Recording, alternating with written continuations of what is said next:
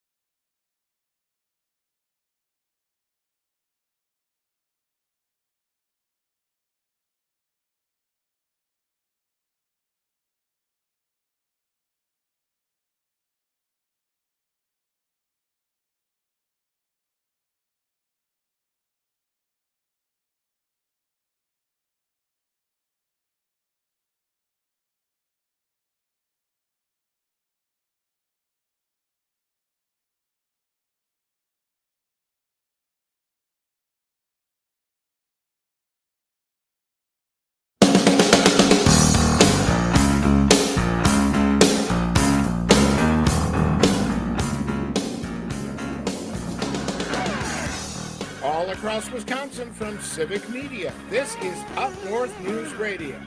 Now, live from our Lake Wissota studio, here's the founding editor of Up North News, Pat Brightlow. Well, hey there, Wisconsin. Good morning. It is 6:06 on this Monday morning, December 9th, 2024. It's another beautiful day to have you up north from wherever you're listening across the Civic Media Radio Network, the Civic Media app. Might be listening on demand by podcast or watching on social media. And if you're watching on social media, well, first off, thank you for being there. And second, yes, I can explain the background. It's virtual. That's it. It's Greg Bach is here. He'll back me up on this. You know those green screens. I just asked for generic hotel room backdrop, and that's what I got. Yep. It's from the Lyerly the Lyerly collection of backdrops for all the traveling Available that she at does. Target. Yeah, right. No, been on the road. It was a good weekend, extending it just a little bit, but taking a little time here to connect on what's happening in the news today. We'll tell you about what's on the show in just a bit. But now that I got Mr. Bach to back me up on the generic, backdrop, we can ask how his weekend was. Hey, Greg, how was your weekend? It was a flurry, blurry, scurry, Murray, Bill, Joel, and Bob Murray. It was a fast and furious 1 through 10. Before I knew it, I was in bed last night. Now you've got us all teased. Like, what was all of it? Give us a sample. Nothing interesting. That's the thing. That's like, I didn't fight crime or enforce justice. I did stuff. I had to work at the club, and then we went to go get my mother-in-law's Christmas tree, which was the fastest we ever done that. Went to a lovely restaurant in Racine called can't remember right now, but that's a weird name for a restaurant. Yeah, I'm a weird guy like that. Yeah. But it had very good food. It was called Marguerite, very delicious brunch. Then we had a show on Sunday night. Then I got home, played with the dog, fell asleep with my head on my dog, and her like paws entangled in my arm. Aww. And then I woke up and I was like, I gotta go to bed. And took a 2-hour nap, and here you are. Yep. So, all right. Well, good. No, it sounds like a great weekend. Hope everybody else's weekend. The weather, certainly different.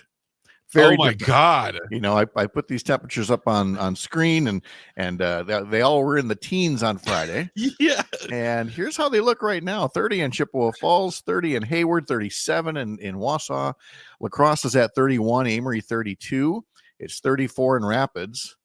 And now get it from here. Green Bay 42, Madison 41, Waukesha 43. And in Radio Park in Racine, where Greg is, it's 49 degrees right now. It's almost 50 degrees where you are. I had to put your camera back on to make sure. Nope, that's still in the t-shirt. Okay. Yep. I know it was winter, but I brought the jacket, but I carried the jacket in. Carry the jacket in. Very, very good call out of you. Yeah. Alicia says, "Oh, we'll give the collective off for Greg." A lot of love there. And Jeff writes in the Facebook comments, great picture during the commercial breaks. That's Lake Wissota. That was my fall picture of Lake Wissota out the backyard. But clearly I've got to get that freshened up for the pending winter time here. So gorgeous, man. I can't believe you get to live there. I'm so jealous. I say that sometimes too. And our 30th year of living on Lake Wissota, and it never gets old. Well, sometimes in the deepest, darkest days of winter, when you can't see the lake, because of blowing snow or darkness. But other than that, it's a beautiful place to be. Yeah. My wife and I, when we were looking for houses, we were trying so hard to we kept on saying Lake Living. We want Lake Living, but it just wasn't happening. It wasn't in the cards. Interesting for us. That is not what we were seeking when we moved to Chippewa Falls. Sherry was setting up her practice, and the only requirement, being an OBGYN, was to live within 5 minutes of the hospital. Yeah. And we actually looked at one or two other houses first, and this one was like our third choice. It has since been remodeled, much more to look like us, and be upgraded and and things like that. But we look back at it now and go, God, we were young little idiots. We were just not appreciating you're living on a lake. Yeah, exactly. But we weren't thinking about a dock and a boat and everything else. But boy, once you're there, how do you ever go back? I would never, ever go back. And then I would definitely buy a pontoon boat, and my life would become lake living pontoon boat captain. Oh, it's definitely got its moments, let me tell you. Not now, not anytime soon, but No. spring will come back. And when it does, yes, the pontoon, the captain's hat will come back out. You can reach the show today to tell us your own plans for lake living or winter at 855-75-CIVIC. Again, 855-752-4842. Or you can text us or call us through the Civic Media app. Or if you're watching on social media, put something in the comment section like some of our friends do every morning, and we'll put it up there. All right, I should backtrack and tell you what we've got coming up on the program here.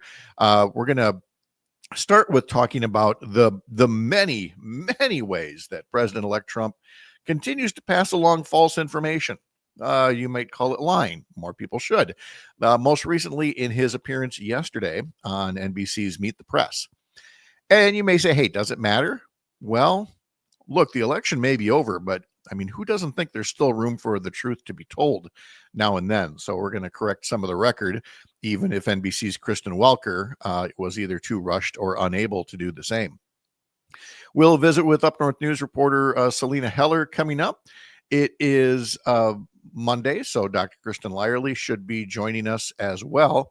And then at 7:30, we're really going to embrace our political nerd. Some folks will be very appreciative of what is essentially, going to be an inside baseball conversation. Others might enjoy having the curtain pulled back and take a look at campaigns. We're going to be talking to Michael Horecki. He's been a campaign manager or campaign staffer on lots of campaigns, some in Wisconsin, some in other states, because it's a rather nomadic lifestyle as you go from place to place where campaigns are hiring. You learn the race, you learn the candidate. Is there a better way to do this? And by the way, not just for the campaign managers and the volunteers, but people who work for progressive groups year round as volunteers or as staffers.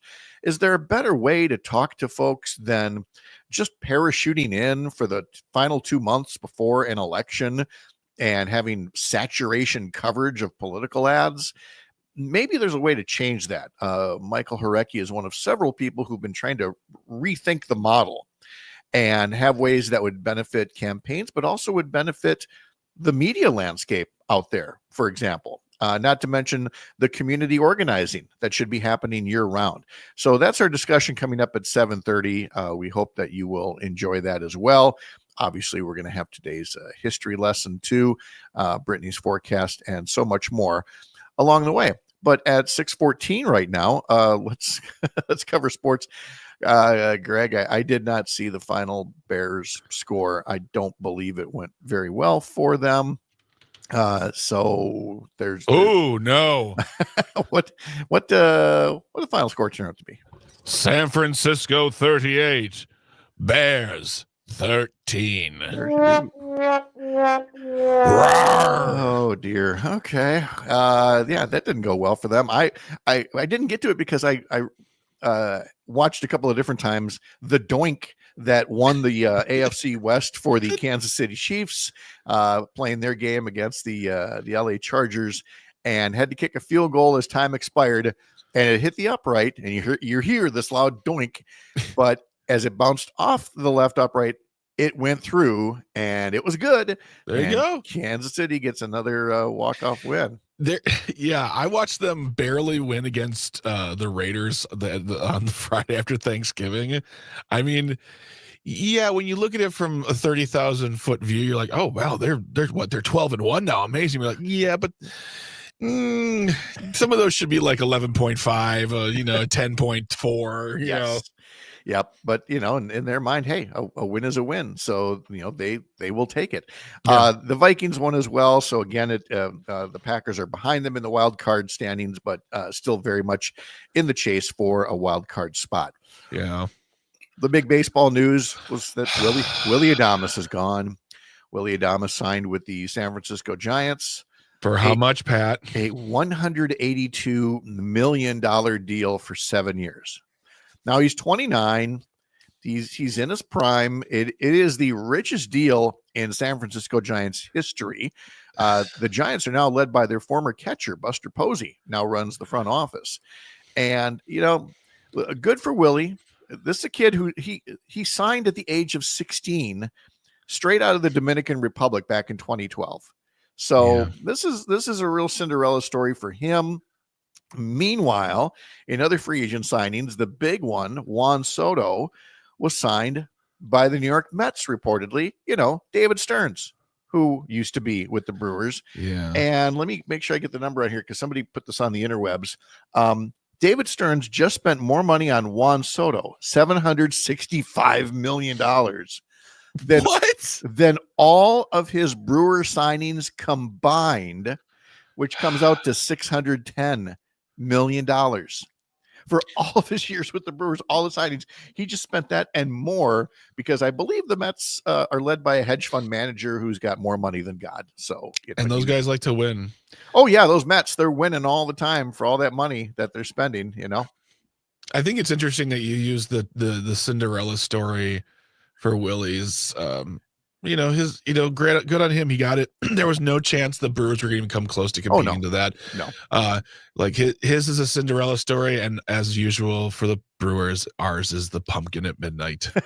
Well, ours is we get you, if we're lucky, like we were with Willie Adames, you identify somebody right before they're at their peak. Yep. You get them as they blossom into their peak, and then you watch them fly away. Or like with Sabathia, we're like, well, how do we get this guy? Bye. Oh, he's gone already? Okay. Yep. Let's see. The college football playoffs came out, and believe it or not, and I don't follow this closely, but I thought for sure they'd really kind of screw over one of the colleges to fit Alabama in. They actually left Alabama out of it. So that makes me happy. Now I can go back to just ignoring the rest of college football. Let's see. Now the Packers don't play until next Sunday night at Seattle. And as for the Bucks, they won yesterday. Giannis had 34 points. Let's see. Damian Lillard had 15 points. Bobby Portis added 23 as the Bucks won for the 10th time in the last 13 games and snapped a 2-game losing streak by beating the Brooklyn Nets on Sunday, 118-113. And I know you're saying, hey, Pat, what about that NBA in-season tournament cup? That ever important that's tomorrow. There will be a quarterfinal at the Fiserv Forum as the Bucks host Orlando. Well, Pat, what about the cup? What about the cup, Pat? Why aren't you talking about the cup? Nope, that's it. That's all the sports we got for you right now. We'll take a pause here, and then we'll unpack some of the news coming up next on Up North News Radio on the Civic Media Radio Network.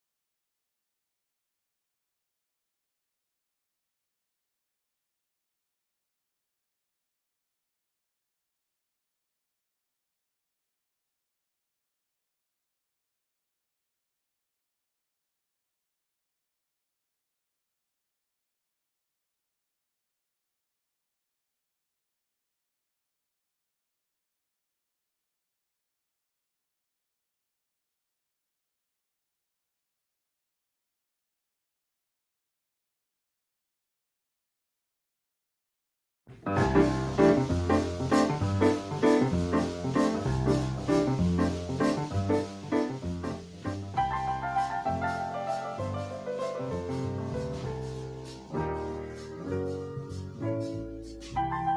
famous soundtrack to Charlie Brown Christmas from Vince Guaraldi is part of today's history lesson. Coming up in a half hour from now on Up North News Radio, wanted to pass along one comment. We told you at 7:30 we're going to be talking about campaign managers and volunteers and staff, and can we do this in a better way? And Alicia, who recently ran for legislature, puts up on YouTube, oh, dang, yes. Campaign managers need the help. Year-round training, I think, would be a good thing. So, again, just a little tease of what we're going to be discussing coming up in just a little bit here on Up North News Radio. A couple of more sports updates at 6:22.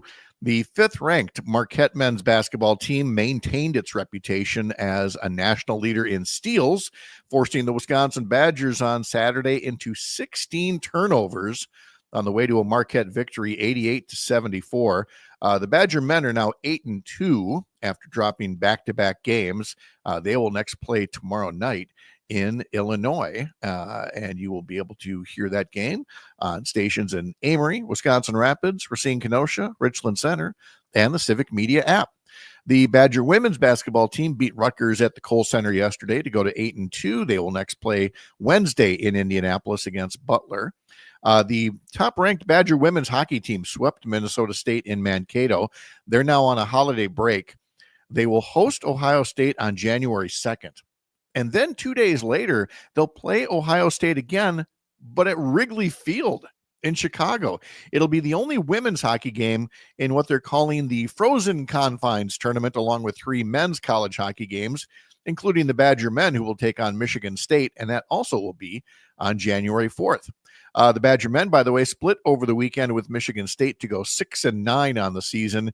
They will next play at Michigan this coming Friday and Saturday nights, and you'll be able to hear that game on 97.5 WFHR in Wisconsin Rapids.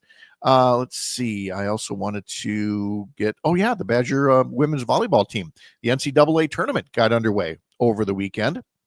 And let's see, they are number 2 seed in their regional. They're now going to the regional semifinals. The number 1 seed in that region is Nebraska.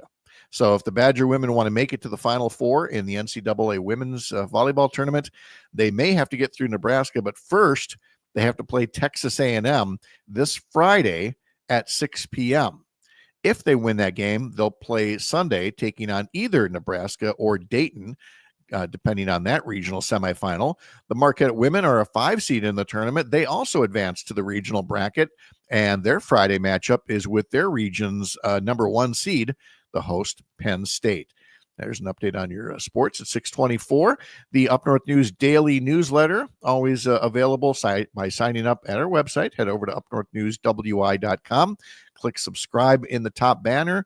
And Christina Lyerly's got something today about the Kringle, Wisconsin's state pastry.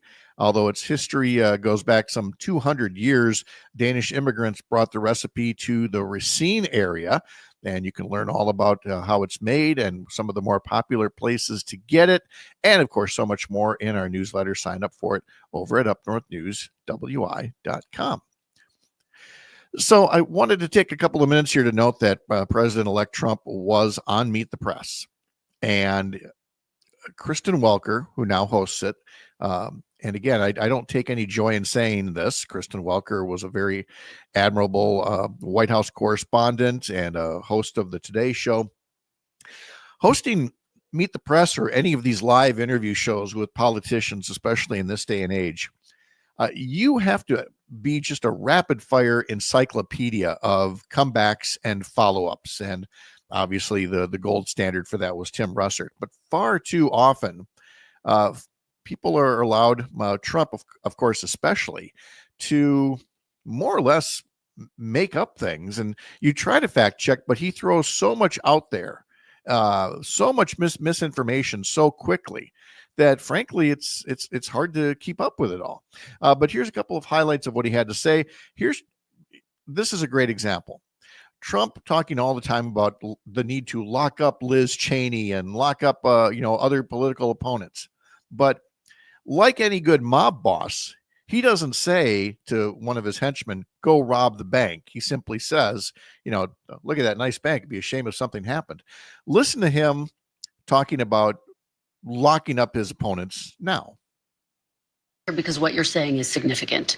Because you wrote on Truth Social in 2023 that you're going to appoint a real special prosecutor to go after Joe Biden. Now you're saying you're not going to do that. I will say this. No, I'm not doing that unless I find something that I think is reasonable. But that's not going to be my decision. That's going to be Pam Bondi's decision, and to a different extent, Kash Patel. And again, those are his choices to lead to be attorney general and to lead the FBI. And these are people who are absolutely fit the definition of henchmen, who know what Donald Trump wants, does not need him to say it directly, but will do the things that are anathema to democracy. That would include things like deporting American citizens. But Trump, again, indicated that he is willing to do that in order to engage in, what some critics have called virtual ethnic cleansing plans of his. Here he is being asked about deporting citizens, people who were born here and are here legally. 4 million families in America who have mixed immigration status. So I'm talking about parents who might be here illegally, but the kids are here legally. Your borders are. You're talking about separation. Yeah, well, I mean, there are two aspects to this. Your border czar, Tom Homan, said they can be deported together. Correct. Is that the plan? Well, that way you keep I don't want to be breaking up families. So the only way you don't break up the family is you keep them together, and you have to send them all back. Even kids who are here legally? Well, what you're going to do if they want to stay with the father? Look, we have to have rules and regulations. You can always find something out like, this doesn't work, that doesn't work. I'll tell you what's going to be horrible. When we take a wonderful young woman who's with a criminal, and they show the woman, and she could stay by the law, but they show the woman being taken out, or they want her out, and your cameras are focused on her as she's crying, as she's being taken out of our country, and then the public turns against us. But we have to do our job. And we have to do our job. What is the job? The job appears to be, the very lowest forms of, how did I think Alicia put it on Facebook properly? It's like Donald Trump's own personal Gestapo. That these are people that he does not want in the country who may be law-abiding citizens, maybe law-abiding undocumented immigrants. But because of that, that's where their priority is going to go rather than, creating jobs, building up the middle class. We'll talk more about this throughout the morning. Dr. Kristin Lyerly should be joining us on the way. This is Up North News Radio on the Civic Media Radio Network. I'm Pat Kreitlow.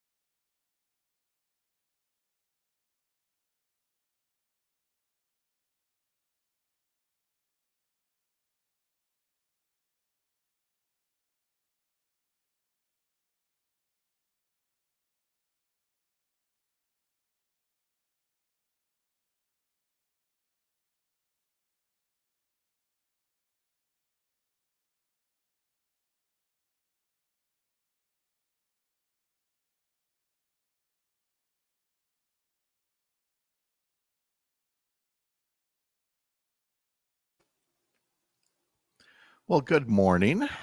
Good morning. How are you? I'm well. How are Oh, you? Good. Okay. It looks dark where you are. It is dark where I am. Eventually, I'll be able to open up the shades and let some light in. But for now, it's early out here in the world. So, yeah, same by you. Look at that. There could be more sun coming in that lovely office window too. There could be some sun in this office window. How many days till the solstice? 12. Yes. Not Okay. that I'm counting, but I am. Oh. How was your weekend? It was good. It was relaxing. We went out to dinner to keep celebrating my birthday over Yes, saw and that. over and over again. That's great. My wife she's like, "What do you want to do for your birthday?" I'm like, "It's a Thursday. We can do whatever. We can just, it's fine." Wah, wah, And then because my wah, mother-in-law's like, "We're going to go out wah. to," because my brother-in-law's birthday is 5 days after. So we got to go to dinner for both of your birthdays. I'm like, I don't want to "Okay." share. I don't mind sharing. I don't mind at all. It's just like, what do you want to do? Where do you want to go? I'm like, I don't really care. Aw. I really don't. Like, You're I'm just, making me sad. It's your No, no, no. birthday. no, it's well, one, it's also going to be Conan's birthday as well. So he's, he should get a say, I believe. And also, I don't really care, not because I don't care, but because it's just like, hey, let's just all hang out. If it's at her house and we're eating appetizers, I'm cool. If it's at a restaurant, cool. But You're really charging into this, aren't you? Like, yes, birthday. Listen, it's more about the people than it is about the place. that's right? exactly what I mean. That's Yeah. exactly what I mean. We could go sit out in the backyard, put on the fire and hang out. That would mean just as much to me as a fancy meal. Aw, that's adorable. Thank you. All right. Let's There we go. radio time. Football.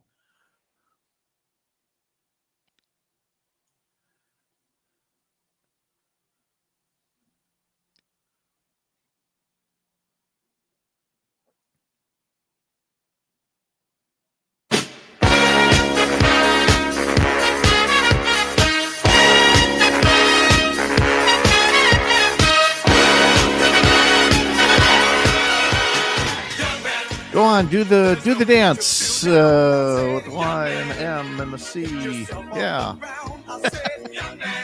We'll tell you why YMCA is in today's history lesson coming up in a bit, but it seemed the perfectly upbeat way to bring in one of the favorite people from the village of De Pere. That's as close to village people as she gets, is one Kristin Lyerly. Dr. Lyerly, good morning. How are you? Good morning. Technically, it's the town of Ledgeview, but Hey. what a great way to wake up on a Monday morning. I know, but at least De Pere, you can go D-E-P-E. There's Ledgeview. Yeah. It's fun to live in the L-E-D-G-E-V-I-E-W. Do they call people from De Pere De people? Now they will. Yes, that's gonna stick. No, Man. but here's a little insider note. It's not De Pere, it's De Pere. If you're from De Pere. Oh, is this like Fond du Lac and all the other? Who calls it Fond du Lac? Ugh. That sounds, I don't know. Nope. That's how you know. That sounds like you're creepy, yeah. like, hi, Yep. hello, Oh no. Oh well, my it's name's Ray. no different I'm than from Fond du Lac. no different than here. You know you're from Chippewa Falls if you're not pronouncing the E. You're from Chippewa. Chippewa. If you're going Chippewa Falls. Chippewa, like no, you're not a local. Well, Chippewa. But it almost feels like I can't say it because I'm not of the people of Chippewa Falls. You know what I mean? Like that feels like ingratiating myself with the common talk of the common folk. Okay, Do I pe- can make it. I'll make it bigger. I did not know that Milwaukee had an L in it growing up because it was Milwaukee. Milwaukee. Yes, Milwaukee. exactly. Milwaukee. See, Yeah. and that's how you get Fond du Lac and all the others. Yeah. But if you call it racing, get out of my country. I can't handle that. No. Right. No. Racing is a present progressive verb. Totally different. There are folks, by the way, who want us to get to the point. We missed it last week. Happy birthday, Dr. Lyerly, and we missed you, but we understand you were in friendly confines among friends. Thank you. I was on a beach and I turned off my phone and it was Like delightful. Sheboygan or No, Okay. No, I was in Sheboygan Florida. Falls. Yeah. No, I was in Florida, and a little bit of sunshine is life-giving this time Yes, of it year. is. Yeah. November and absolutely. December are the gloomiest months in Wisconsin, by the way. I've looked that up. Mhm. So just to get a little sunshine, that like I don't know about you guys, but that elevates my mood so much in these dark days. There's a lot about being on a beach in Florida that can elevate your mood. I've Do I've tell, Pat. I've had I've been to South Beach. I know. In fact, I'm currently out of town. We were visiting friends. We're helping them. They're working on getting married overseas. It's a little destination wedding, and so we wanted to get together with them. And but these are the same friends with whom what was supposed to be lunch at a place in South Beach at 2:00 in the afternoon finally wrapped up at just before sunrise. South Beach is a fun place. You just can go from place to place and lose all track of time. That was the and story. Judgment. So yeah, That was the story in Pat's head when he was like, "You can join us on Monday morning, or maybe not." yes, I was like, confidence was not high that we were going to see you, but you knew the invitation was there, even if the visit went something like, "Hey." Whatever the party was continuing. I'm glad it was fun. You've had quite a year. Yeah, it's been it's great to be able to take a little bit of time and just take a few breaths and reflect on all the accomplishments and all the progress that we made, but also to make some Buckeye balls with the kids and sit around and do a crossword puzzle. Some Because Buckeye like balls. like we were saying on the break, it's not about the stuff, it's about the people. Mm-hmm. Would that be the peanut butter cookies with the Hershey's Kiss on the top? No. Oh, okay. Oh my God. Butter and peanut butter with a little vanilla, and you make it into little balls, and then you dip it in chocolate. It looks amazing. Oh my gosh. Oh, it's so good. I don't think I've heard of this. Oh, this is the. I mean, Lyerly Sherry's peanut butter candy. balls are famous, but I've never heard of this version of chocolate dipped balls of, what'd you say? Sugar? Perfection. Yeah. Oh, did I mention the powdered sugar? Oh, yeah, it's powdered sugar and butter and peanut butter. Powdered and sugar, vanilla. butter, peanut butter, vanilla. Mhm. Oh man. Okay. Oh baby. When are you passing through next with maybe a tin of those? I don't know. Thursday. Oh, good. Okay. Well, I'll be standing along Highway 29 waving you off like take a pit stop here. Hand over the Buckeye balls. We call them peanut butter balls growing up, but the Okay. recipe calls them Buckeye balls because if you don't coat the top of it in chocolate, it looks like a chestnut or a Buckeye. And the Oh. Big Ten person in me does not want Yes. to call it Buckeye balls. Right. Understandably. Yeah, that's what the recipe says. So I should go back to peanut butter balls. I don't know. These sound mighty good. They are Just really good. call them whatever you want. I'm gonna eat them. Yeah. Yep. They're so good. They're so How go bad. the holiday preparations otherwise? Good. I have to be all done by Thursday because I hit the road on Thursday. You hit the road for more of that work thing, You know, I know. You I gotta know. Work. But the way that you do this, and for folks behind the scenes, they refer to them as locums, which because you can't call a doc a temp, but Right? That's weird. the assignments come in different forms, and yours comes with so many days a month on in this faraway place, and then so many days off, and so you get these nice blocks of time, but it's blocks of time away from the home. So when you are home, you got to make the most of it.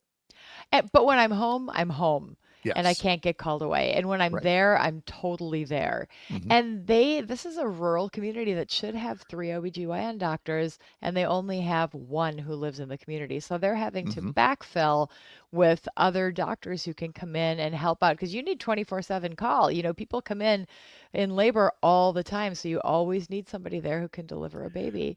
So for me, I've been doing this in this place. I'm like a regular because I've been there for over 2 years. But I still have the leisure of not being an employee, which is kind of nice.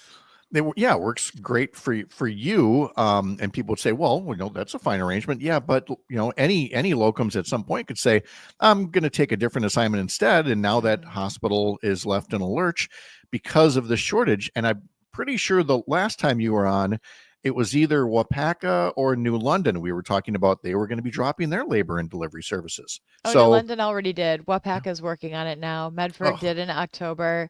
Yeah, I mean, the western part of the state, we lost, what, 3 hospitals yep. last year? 3 labor and delivery services. Yeah, this is obviously it's a crisis. Across the country, it's a crisis. And we don't have the pipeline to fix it. Not with OBGYN doctors and not with family medicine doctors. That was a crisis we've had for, over a decade. So we have so many fundamental problems with delivering healthcare. And, who ends up suffering? Everybody. Oh, yeah, absolutely. Everybody. Yeah. Alicia notes on YouTube, the lack of care in rural areas is so sad. And yes, it is. And in some ways, I mean, it was predictable because of demographics, but in some ways also preventable. But that gets into another discussion about medical schools and how many slots they opened up and financial aid and everything else. It's just that we have to live with it now and try to avoid the things that exacerbate it, which is what you talked about all throughout your campaigns. Was the things that exacerbated, talk about abortion bans and other things that like not taking the Medicaid expansion that make it even harder to to provide health care in rural areas and frankly urban areas. Again, Eau Claire, Chippewa Falls, having hospitals completely shut down, is the challenge that we have. And yet, Kristin, it's exacerbated by the fact that we once again will have in the White House Donald Trump, who we were in the midst of fact checking him from his Meet the Press appearance yesterday. And we've got one more soundbite that we'll play in just a sec here. But I just want to say this from a media standpoint. I had seen on one of the social media sites a New York Times fact check of all the things that he got wrong on Meet the Press. But I went to the New York Times website to go find it. It was nowhere on the front page. And this is on the mobile version. Nowhere. Scrolling all the way down, nowhere. The sections across the top, sports and opinion and, Christmas and all that, doesn't even list politics. And so you had to actually search Meet the Press to see it come up in the politics section, but the politics section. So, I mean, here's the incoming president telling falsehoods about tariffs and about immigration and about inflation and about his polling numbers. And yet from a New York Times standpoint, it's we'll bury it. No, nobody really needs to know or needs to care about that. And I know I say this all the time, but I think it's fair criticism. Tony notes on YouTube, the New York Times is a game and puzzle company now. In fact, we were with dinner last night with one of Sherry's medical school friends who lives out in the area that we're visiting now, out near DC. And she was very excited to show us her new addiction is one of the New York Times games that she brings up and plays the game. And I'm just like, yeah, Tony, you're absolutely right. It's a different world out there now. It is a different world. And it's not just the New York Times. It's all of these giant papers. And, it's a tough spot because for the media, in order to get attention, they have to put things out there that people are interested in seeing. And with Donald Trump, it's just this constant litany of lies and ridiculous stuff. I couldn't watch Meet the Press yesterday. I almost always watch it, but I knew that she was doing this interview. And frankly, I just don't want to see it. No, because again, I knew it wasn't going to be caught in real time. Rob puts up from Tigerton. I remember small towns like Tigerton, Clintonville, and Iola having hospitals. And yeah, they once did. It was very different out there. So one more bite I want to play from Trump is talking again about birthright citizenship and Kristen Welker trying to pin him down, which again is kind of like nailing Jell-O to the wall. But here's his answer, because again, his whole fixation is about, attacking people who are brown and black, and he just does not want them around. Here's the clip. Citizenship on day one. Is that still your plan? Yeah, absolutely. The 14th Amendment, though, says that, quote, all persons born in the United States are citizens. Can you get around the 14th Amendment with an executive action? We're going to have to get a change. We'll maybe have to go back to the people, but we have to end it. We're the only country that has it. Through an executive action? We're the only country that has it. Not true. If somebody sets a foot, just a foot, 1 foot, you don't need to, on our land, Congratulations, you are now a citizen of the United States of America. Yes, we're going to end that because it's ridiculous. Through executive action? Well, if we can, through executive action. I was going to do it through Citizen. He wanted to do no, and it's not true. We're not the only country that has birthright citizenship. He also claimed that tariffs cost Americans nothing. That's nowhere near true. He talked about the trade deficits with Canada and Mexico as subsidies. They're not subsidies. The entire Canadian deficit is with oil that comes here to be refined. That creates American jobs. And again, Kristin, we can go through this all the time, and people say, well, nobody cares anymore. I feel like, well, they're not going to care if we don't continue to take a little time like this and remind people that we should expect better of our elected officials. You are absolutely right. And we are the people who have to have these conversations here on the ground. When the big national media organizations aren't going to handle it, we've got to have these conversations in Wisconsin and in our communities. I mean, do you know what the impact of these tariffs will be in Wisconsin on the dairy industry? Mm-hmm. Where does our milk go? It doesn't stay here in the United States. Much of it does, but much of it goes to Mexico and Canada and China. And the last time that Trump imposed tariffs on China, the dairy industry took a huge hit. So anticipate that if he again imposes these tariffs, the dairy industry will suffer. And that is one of the biggest drivers in our economy here in this state. Yeah, it'll be both tariffs and any type of deportation, operation will again just wreak havoc on the farms here. And in the minute we've got left here, again at 7:30, we're going to talk to Michael Horecki about campaign managers and training. I know you've had so many great people working on your campaigns over the past couple of years, but I'm sure you too would be interested to find out other ways to avoid just parachuting young people into these districts for a couple of months every couple of years. Wouldn't it be fun to create a stable system Yeah. where people actually like built that sense of community and those relationships with the people who live there and and followed through with the promises that they made? Like, isn't that the whole point? It is the whole point. And so I'm glad some folks like Michael, and frankly, we may have to talk about that here in Wisconsin. If Ben Wickler were to get to be, chair of the DNC and we're looking for a new chair, that would be part of the discussion as well, as where does the state party go from here? So we will talk about that coming up at 7:30. But coming up next is today's history report, and Salina Heller will be joining us as well. I'm Pat Kreitlow.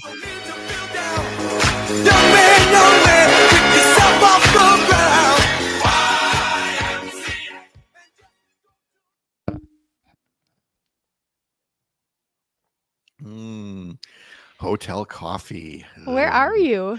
I'm at the fabulous Holiday Inn Express somewhere in the Alexandria, Virginia area. Excellent. Yes. So, but it was fun meeting one of them is a reporter friend who's going to get married in Portugal. And that's so exciting. I know, wants me to be part of the wedding. So we did a little planning, and that was fun. Yeah. And I got to see one of Sherry's med school friends. Yes, Greg. I'm just going to mute my channel really quick. I want to try something really fast. I got to answer a question for Luke. Okay. I'm going to try something really fast. Yeah. I'm going to be in DC for New Year's Eve. For New Year's Eve? Mm-hmm. Wow. Conference?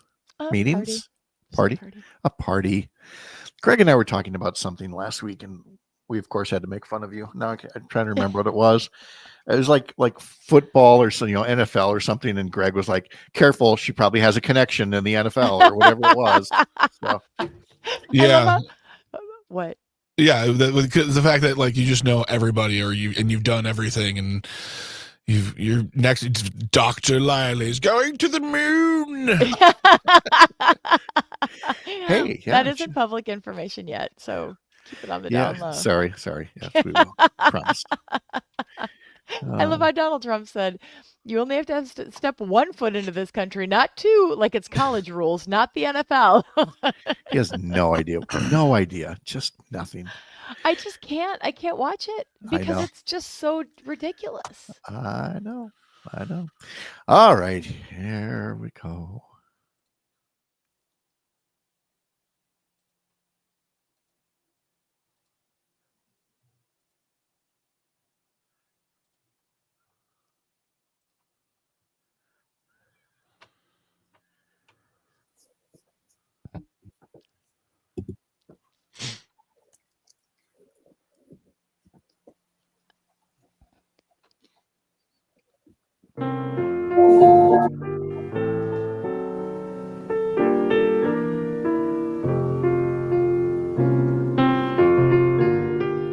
I feel better now.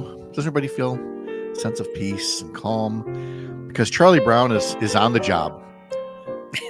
This is from the Charlie Brown Christmas special that premiered this day 59 years ago, 1965. Wow. It was not CBS did not call for the show. It was actually something that was commissioned by Coca-Cola. They were looking for a holiday show.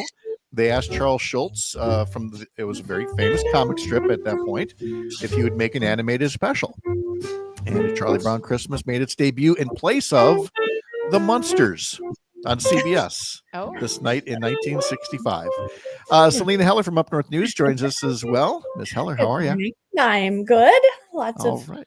Christmas activities over the weekend, so fun. Yes, I know. Kristin was telling us about her treat. Did you make any holiday treats over the weekend?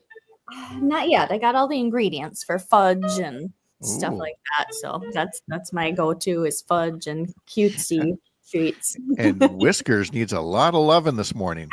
He does. Whiskers is like, nope, you will hug me right now. That's it. On this day in 1964, John Coltrane's quartet recorded their greatest work, A Love Supreme, at a studio in New Jersey. They recorded the full 32-minute instant classic album in a single take.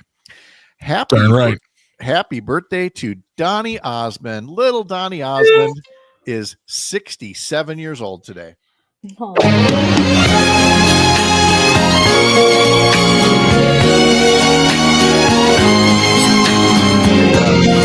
Introduce songs a little differently now. And they called it Puppy Love. He does not sound like that anymore, by the way, just for the record. I'm going to wear my purple socks as a tribute today. Remember that Donny Osmond, he was like the one. When you thought of purple, you thought of Donny Osmond. Really? Because I think of Jesus. No? Wow, that was a Lent reference. Never mind. Oh. Dame Judi Dench is 90 years old today. Dick Butkus, Chicago Bears legend, is 82 years old today. On this day in 1972, Helen Reddy became the first Australian to have a number one record in the U.S.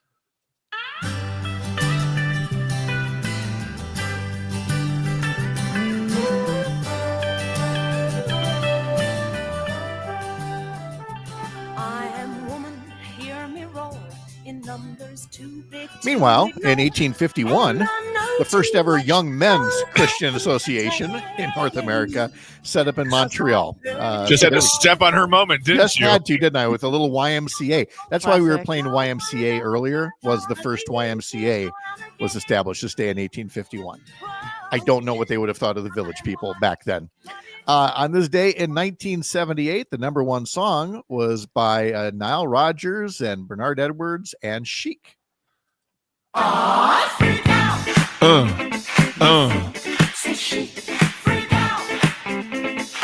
this day in 1972, Neil Diamond released the live double album Hot August Night from a concert that August, one of sold-out concerts at the Greek Theater in Los Angeles.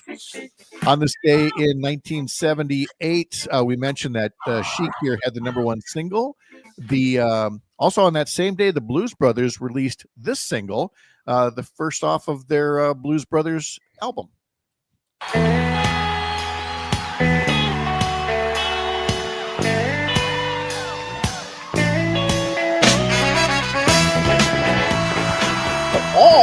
Thought everybody was going to break out and dance, but that was wrong. John Belushi and Dan Aykroyd, they're emulating Sam and Dave. Billy Joel began a 2-week run at the top of the charts on this day in 1989.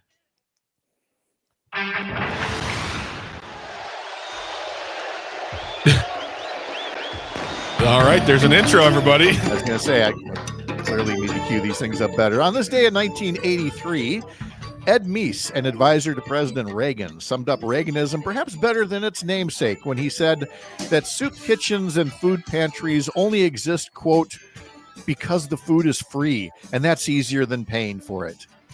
Oh. I would reference Tom Tiffany's comments from late last week and again say, you can't spell Dickensian.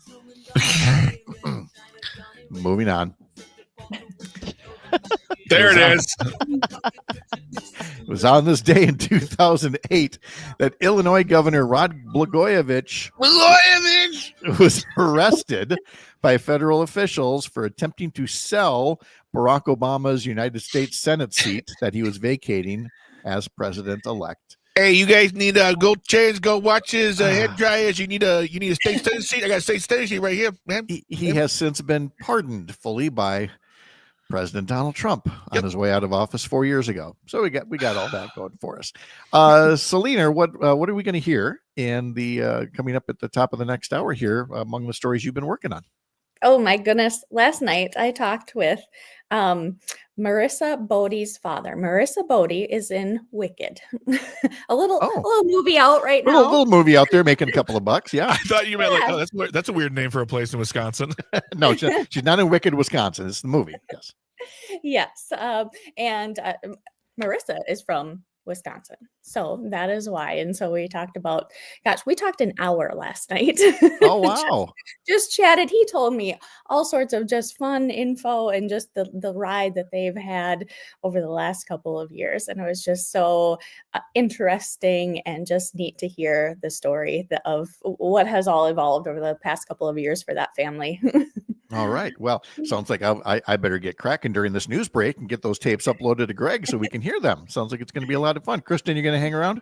I would love to. All right, do that. And then when we we'll do that for the first half hour, and then coming up at 7:30, we'll talk to Michael Horecki and pick up that conversation about campaigns in Wisconsin and elsewhere and making them more full-time community-inspired activities on Up North News Radio on the Civic Media Radio Network.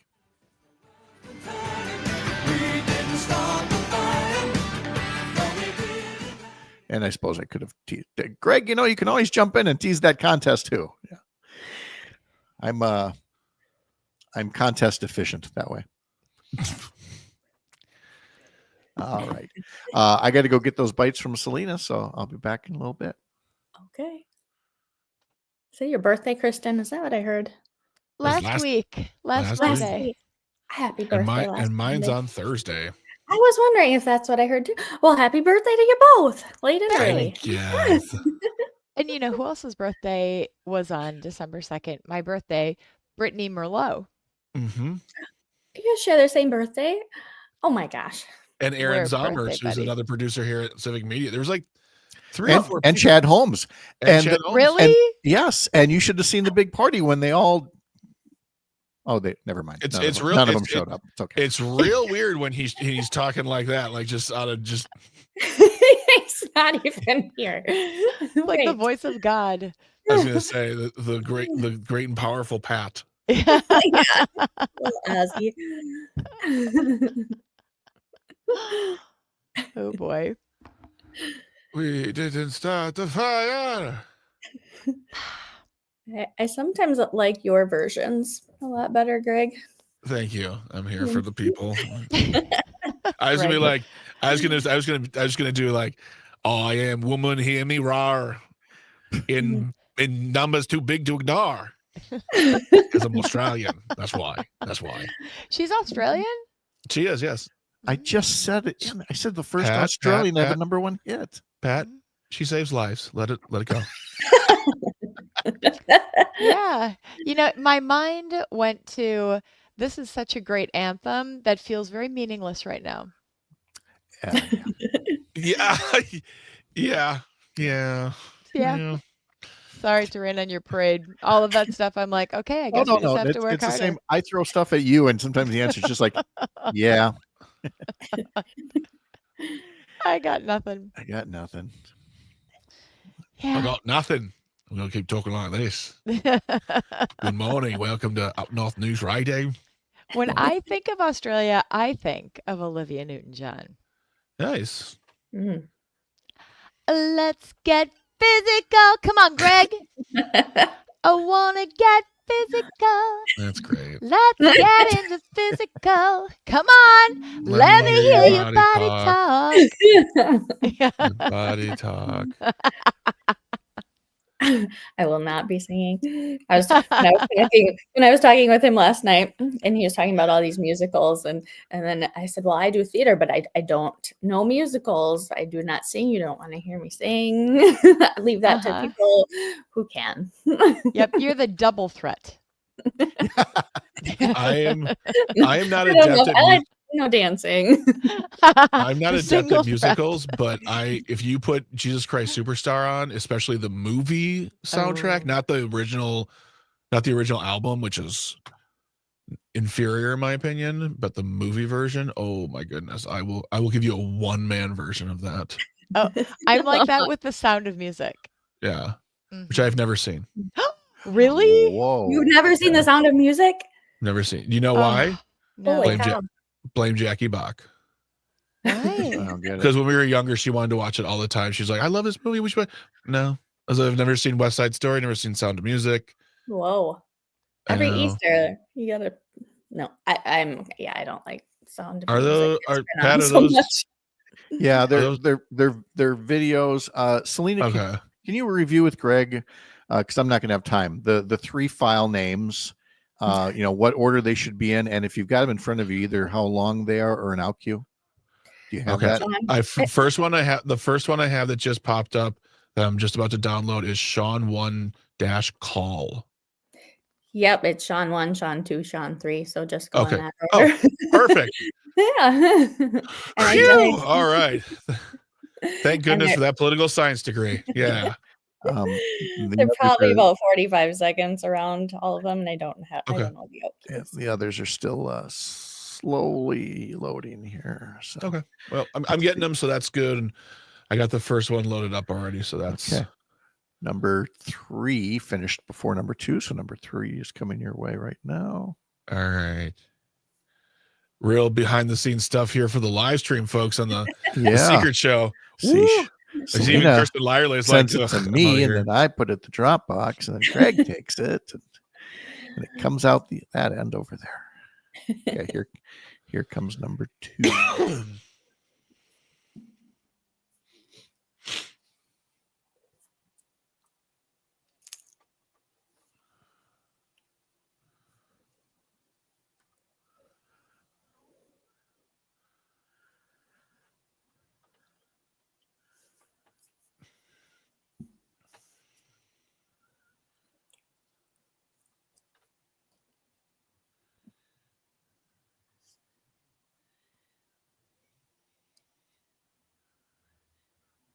Great. Now I have physical stuck in my head.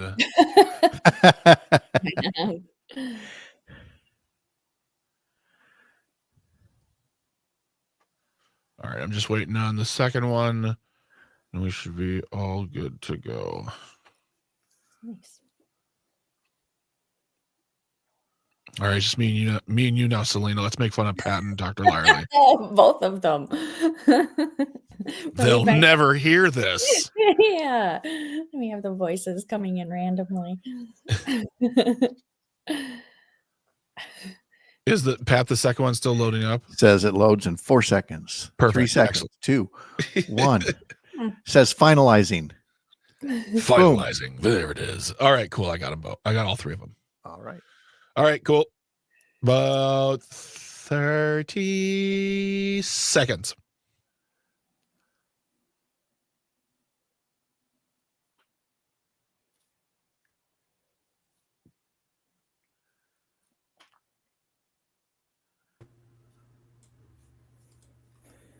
Hello, Ms. Merlot. Good morning.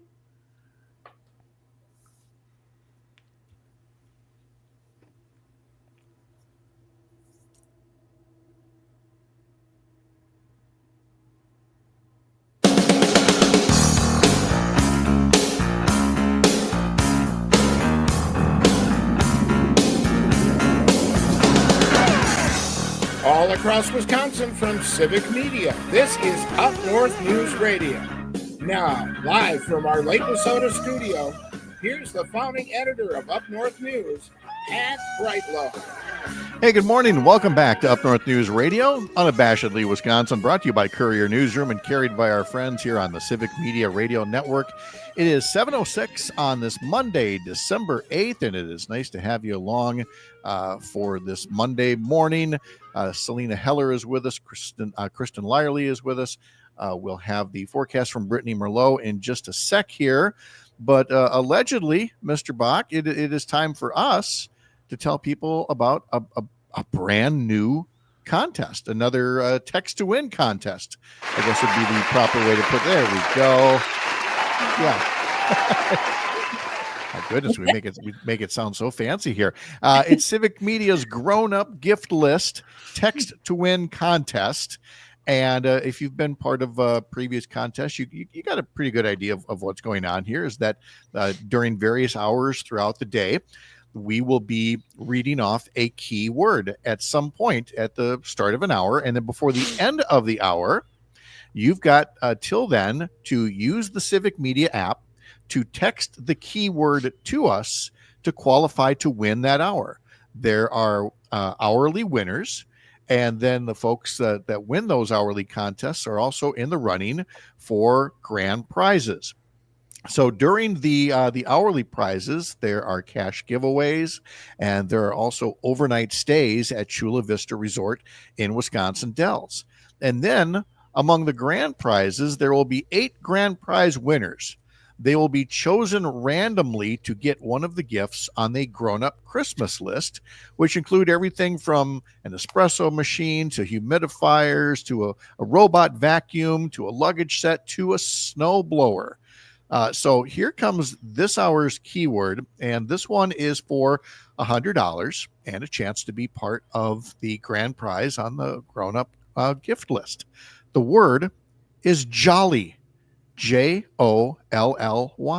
Jolly. Text jolly before the end of this hour, and you will be part of the text to win contest. Brittney, good morning. How are you? How was your weekend? Good morning. I'm jolly. I'm fantastic. Are you jolly? Yes.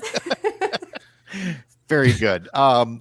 It was so much warmer. It was in the teens on Friday, and we've got 30s and 40s right now. And is it going to last? Like, can we keep this like all week, maybe for a month or so? Maybe? Oh, wouldn't that be Till like nice? June? Oh, like June, No. maybe? Anything like that? Wait, just today? Is that How it? about today. until Thursday? How about here's a trade. How about I bring it back on Sunday for you? You bring it Better back than on nothing. Sunday? Okay, Today well, and Sunday. it's That's better- it. Otherwise, better- we're dropping cold, guys. better than a poke in the eye, I guess. All right, so tell us more. All right. So, yes, this is the warmest day of the week for sure. Temperatures are going to be making it to the low to mid 40s throughout the state. A little bit of sunshine further south. Then up north, we're looking at more cloud cover and also a wintry mix moving in once again this afternoon. So, what's happening is we've got 2 cold fronts pushing through this week. The first one, of course, today. So, a wintry mix pushing in probably after 2 o'clock in the northwest areas, working its way northeast, staying into the northwoods, putting about a trace to a half an inch today. But that's also bringing the cooler temperatures and feistier winds, so that lake effect snow machine turns right back on. So areas of the snow belt and towards Ashland and areas like that, probably 1 to 3 inches by tomorrow afternoon. A winter weather advisory does start in Iron County at 6 o'clock tonight and last through 6 a.m. tomorrow, where you guys could see about 2 to 5 inches of additional snowfall. And then for everyone throughout the state, our temperatures are falling. I'm talking highs tomorrow in the upper 20s to low 30s. Then we crash to the low 20s on Wednesday. And even further on Thursday, we fall below 0 overnight lows and single digits for the highs on Thursday. So some very, very crisp air moving in. But we rebound quickly. Like I said, by Sunday, we'll be near 40 again. So it's like a yo-yo. Oh, man, brass monkey weather. I'm not looking forward to that at all. But it comes with the terror. It comes with the, is it the latitude? The longitude? Yeah. I don't know. I haven't owned a globe for a while here. Brittney, thank you so much. Appreciate it. Have a wonderful Thank day. You too. Okay. Again, on the text to win contest, jolly is our keyword here. So Salina, well, first off, I am sure you saw Wicked right away. Oh gosh, yes. That Thanksgiving week we saw best Christmas pageant ever, Moana 2 and Wicked. So we saw them all. And Kristin, Greg, you guys have not seen the movie, I assume. No. Nope. Nope. Nope. Same here. You're like, Looking at the box office numbers from over the weekend, Moana 2 has now sailed to a record $52 million second weekend. Moana 2 is at $600 million globally at this point. I was just And looking up those same numbers in the break. oh, were you? Okay. Do you? Yeah, I was. And then Wicked, let's see, Wicked is now at $455 million globally. Mhm. That's pretty good. Really? Moana is beating out Wicked? Yes, Moana is. Interesting. Yes. That's interesting. Again, the power of the children. Think of the children. And then Emery when you said take that was away her favorite. how expensive the marketing has been for Wicked, they have not made a profit. Yeah, Not probably yet. I'm not kidding. close, yeah. I don't know whether they have or not, Well- but the marketing's been everywhere. I Oh, mean, it's yeah, on yeah, cereal boxes, and it's infiltrating every aspect of our lives. And I know that I've got a granddaughter who probably can't wait to eventually see it, but she gets very worked up about Moana. She's very particular because she likes the Disney princesses. You know, she likes to put on the dress. She's got the dresses for like Snow White and the others. For sure. And Same. if you list Oh, jeez. if you list Moana among them, she gets this 2-year-old gets very upset. Moana, not a princess. Moana, not a you princess. can't say, Well, yeah. when you look at it, Moana is much more physical. She isn't relying on like a prince at the end of the movie or any of that stuff. I mean, she's a bad. I can't say that word in the morning. Mamma She- Jamma? Mamma Jamma. Yes, exactly. So I'm like, you know what, dear, you're right. Moana, not a princess. And Moana clearly, can be a princess and still be tough and kick butt and doesn't Well, need a man. Yeah, my friend teaches. She's the musical director at one of the high schools here in town, and her review included that Moana had more. She was a little more muscular, and she kind of did more of that physical stuff. And she liked the advancement of Moana in Moana 2 because she was a little more like tough. that she is. Yes, correct. I'm really surprised that Moana's like development body style and she's a cartoon hasn't set like certain lawmakers and pundits off the rails. Like, Well, now why you does she have tipped to them be all off. tough and muscular with the muscles for men muscles, not women muscles. Oh God, here another issue of is she competing in sports? Well, let's just get back to Wicked, shall we? Now that we have established the box office numbers for both of them, and if you missed it before the end of the hour here, Salina had a chance to talk with somebody very well connected to the movie. Oh, yes, Sean Bodie is Marissa Bodie's father, who Marissa plays Nessa Rose. She is Elphaba's sister in Wicked. And if you don't know the movie, Elphaba, she's a misunderstood young woman because of her green skin. And then she and Glinda, a popular girl, they become best friends in the movie, and that's kind of the whole premise. And Nessa Rose is the sister. She goes off to college, and that's kind of where they all meet. And so the story of Marissa Bodie goes back to a long time. She was in plays for years as a kid, and what has happened is when she was 11, her mom was picking her up from play practice, and they got into a car accident. They were hit, and Marissa ended up paralyzed from the waist down, and that plays a role, of course, in the rest of her life and in Wicked, because Marissa ended up being the first actor who uses a wheelchair to play the character in Wicked. So that's a pretty big deal, and that's what we talked about. But we talked about their entire story. Marissa moved out to LA to go to college in real life for theater. And she got a call after they were looking for a person to play this part for a very long time. And then she got a call to audition, and she did. And then they all didn't think she got the part because there was just a lot happening. And they kind of were joking with her, and like maybe she didn't get the part. So then they kind of left off that dream and said, okay, well, that was just a dream. But then she got a call, and this is Sean Bodie, her dad, from Mazomanie in Wisconsin. And so of course that whole town is just going crazy of the excitement, but they got the call, and this is how it went at the Bodie home in Wisconsin. What happened is my wife answered the phone, and she goes, "Are you kidding me?" And the first thing in my head was, someone broke into her apartment. It is LA, you know, and she was having some issues with her apartment manager at the time. And my wife Pat goes, she got the role. I go, she got the role. She got the role. And I'm like, if you can believe you can swear with glee, you can swear in glee, say, oh, holy out, whatever. And we put her on speakerphone and she's just bawling because she's so excited. So you can imagine the excitement in that home. Oh gosh, yes. Wow.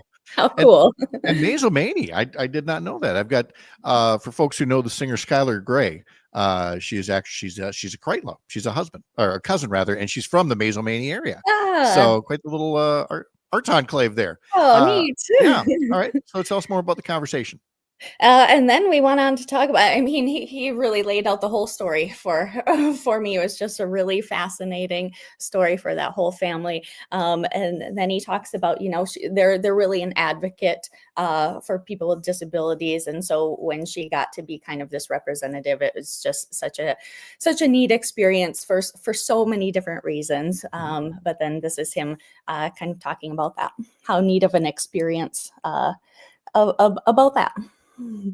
I think moving away, it's given her a voice, and she's had her own channels where she's talked, even before Wicked, she's talked about disability.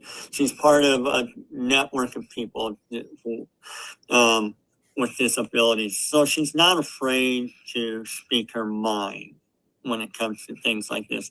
And the fact that the significance, as you were asking, 21 years is that 21 years that they've never cast even a person who might be ambulatory but using a wheelchair, never casting anyone with a disability to do the character of Nessa Rose. Wow. Well, we'll find more about learn more about it from Salina when we come back. We'll take a break here on Up North News Radio for this Monday morning, December 9th. Nice to have you along. We'll continue in just a bit.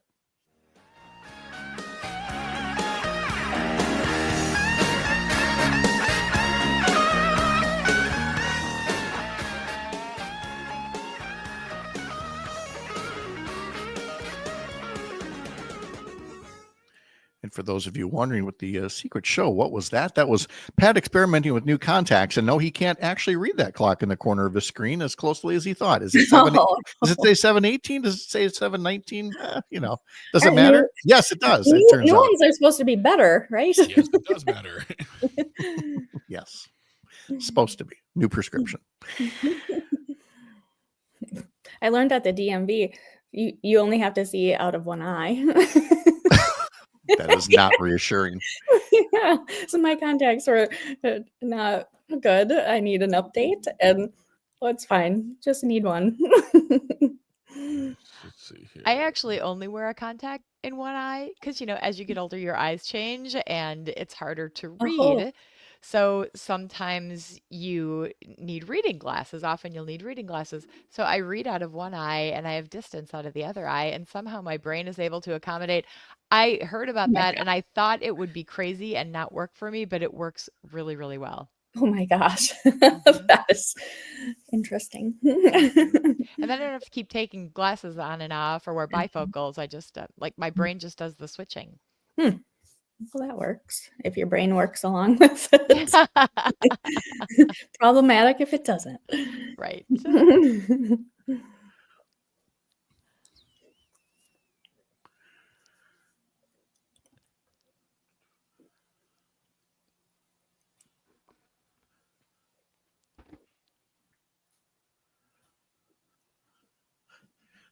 All right, 30 seconds. Okay.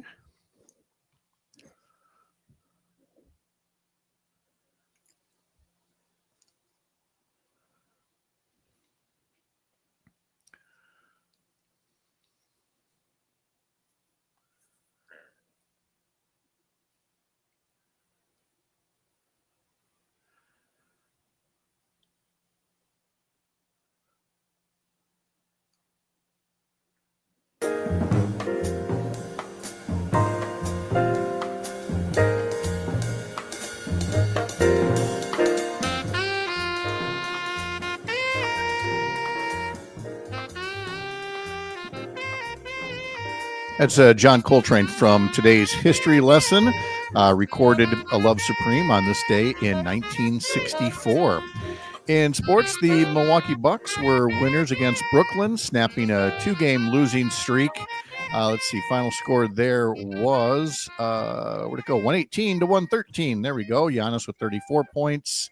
Damian Lillard, 15 points. Bobby Portis added 23 points. Chris Middleton made his season debut back on Friday, finally recovering from injury.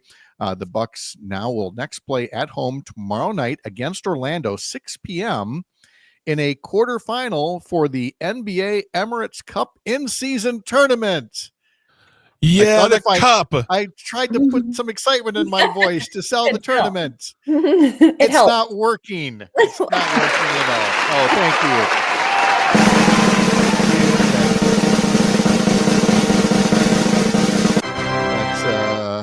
That's what we call overkill. You know, nobody's had that reaction to that tournament ever before.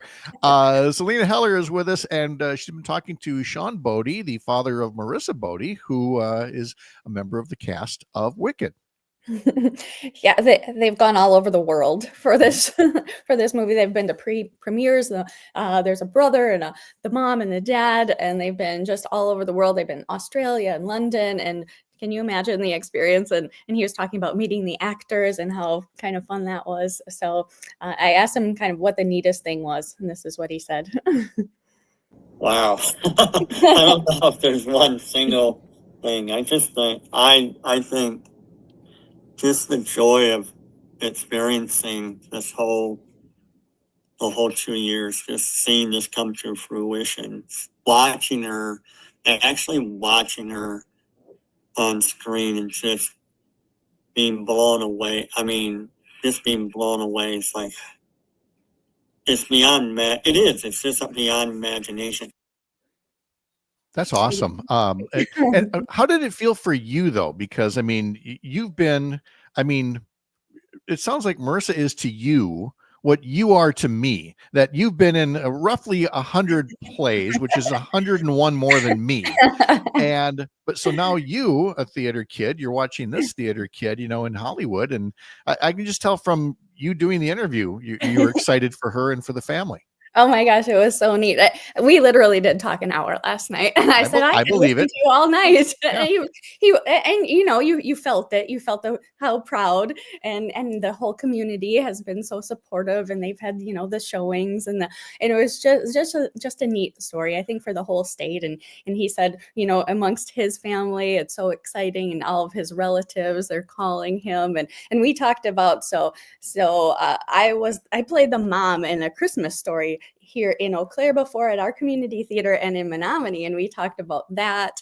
And he's like, "Oh, that's a big role. Oh my goodness!" And he was like, "Oh my goodness!" And I was thinking, your daughter's in Wicked. I was going to say, but he was in theater too, as well. Yes, they were. You can tell there was a bond there. Yeah. Yes, they were in Wizard of Oz together when she was 11. And he sings, and so they've done a lot of theatrical stuff together. And when Marissa gets an audition, she calls him, and they prep together. He helps her prep. So it's a cool bond that they have, and yeah, it was very lovely talking with him. So you can do that though. You can say, here, help prep lines with me. Kristin can't turn to Craig. Sherry can't turn to me and go, "Hey, I'm operating tomorrow. Why don't you help me? Help me practice on this." So I do that with my son, though, who is a musical theater kid. And, you know, not to flip the script here, but I think it's really important to acknowledge not only is Marissa talented and beautiful, but she's also courageous. And she has experienced some online harassment, some ableist comments about being in a wheelchair, being an actress, people saying things like, "You need to stand up for yourself." You know, those are hurtful comments. And for someone in her situation who has broken down so many barriers and achieved this incredible accomplishment, it is so sad to see this, but so inspiring that she has spoken out about it. And she's helping people understand that this, you may think it's funny. It's not funny stuff, guys. Not funny. No, it's really, like I said, it's advancing life for a whole lot of other folks, and it takes far more to do that than it does to be somebody behind a keyboard, spouting that kind of hate that people frankly just feel more emboldened to do. And I mean, Salina can tell you firsthand the risk it takes just to get up on that stage. I never did it. I never, despite lots of encouragement in high school, there was just no way you were going to get me up on a stage to do that. Kristin, Greg, I don't recall if I've asked if either of you were in theater productions. Yes. Well, Pat, I like how glad she you just asked. gives us a yes. And then I she was saw- Goldie Gopher. Well, I saw Greg sidling up to the mic, so we've got to start, Greg. Sidling up. Funny you should ask. I was in plays in grade school, high school, and college, and I remember I won an award in high school that they didn't want to give to me at the senior awards dinner because I had at the time I still had long hair, and they felt like I wasn't a good representation of the school. So they shoved my award into a different award ceremony, and like it was a scholastic, and then they're like, best senior acting award. I'm like, I am not supposed to be here right now. This is very weird, but I'm an award-winning actor, Pat.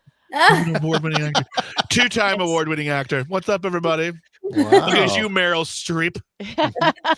Okay, here's where Kristin tells us she won a regional Oscar for something. No. For doing something in Kaukauna. No, just cute little high school stuff. But it's so cool to have these opportunities. And, some of the children's theater opportunities. When we moved back to Green Bay, some of the things that the kids were able to get involved in at all levels, all skills, all ages. It's a beautiful community building thing. Yes. Yes. That's the thing. Like you can start out and just learn if it's for you. And Right. Yes. That's great. Salina, thank you so much. You can you can see everything that she's covering for us over at UpNorthNewsWI.com and UpNorth on social media as well. Looking very festive in your, reindeer. And Yep. Okay. We have a lot of Christmas clothes. All right. Well, I can just see we got to step up our Christmas fashion game next Monday. I'm wearing a and the Monday Peanuts after. t-shirt from Halloween. Holiday. Well, at least it was a holiday. Good job. Kristin, thank you. Have a wonderful week. We'll talk to you a little later. Thank Sounds you. good. See you. All right. Now, when we come back, again, this is a bit more of a, I guess you call it an inside baseball conversation with Michael Horecki, but it's very important, especially coming off this election night, of what progressives can do, not just the candidates, but the groups and folks who work in communities year round to do more networking and organizing and training the campaign workers of the future. That's coming up next on Up North News Radio.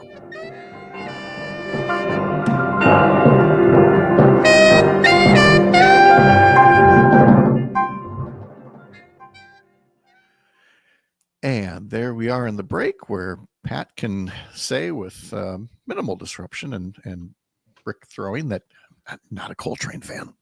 But anyway. Really? Well, I would have played something a little bit earlier from the track that was a little more like not beboppy, but like a little more like bouncy, had a little more beat. I would like, bouncy and beat would be better than the bebopping for me. Yes. I love Coltrane. He's my favorite person on earth. Do you need the Trump stuff at all anymore? Great. Thanks for that. Okay. On Earth. On Earth. Who cares? You're in charge of the show. Play what you want, man. My opinion does not matter. Do you want the Trump stuff at all anymore? No. Nope. Okay. Well, because Jane's not going to want to talk about that stuff. So you can ditch that. Okay. So, all right. I wish this was live. I couldn't get Michael. We couldn't find a live time. Otherwise, Kristin, I would have loved to have you stick around for that. Because again, this is. I hope we discuss this more than once. Because it kind of is in line with whatever it is you want to do next. Keeping people involved. We're doing it. I mean, we started the day after the election. Like, who's in for 2 years from now? Who do we have to recruit for? All up, and I'm going out to get signatures today for school board and Jill Underly and Susan Crawford. So, I mean, this is an all hands on deck situation. Good. Where We need to get Jill Underly on Matenaer on air. We've been trying, and it's just not been working.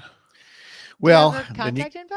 You got to get. Well, I had Sechin on the show, and he's like, "We're gonna get her on the show," and I'm like, "Cool." And I reached out, and I heard nothing, and I have none of her contact information. So I can share it with you. There you go. Very nice of you.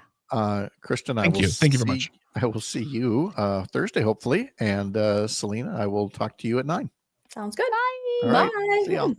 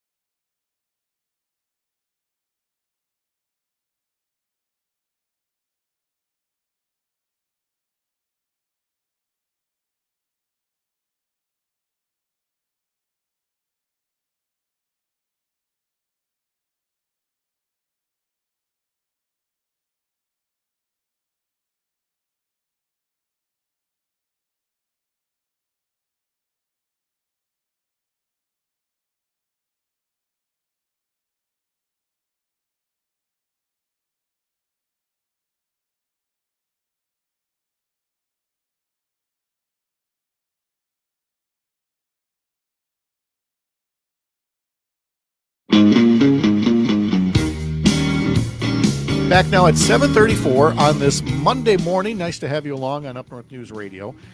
There's something that we have not done a ton of since Election Day.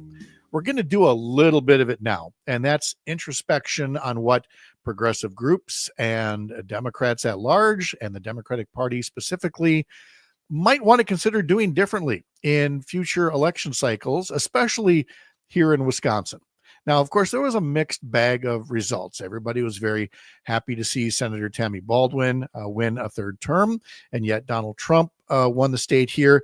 There was a similar pattern in swing states around the country. We've talked about that. We've talked about the Democratic gains in the legislature, but it's clear that there is still more that can be done. Michael Horecki is one of the folks that's been working with labor leaders, progressive groups, and others.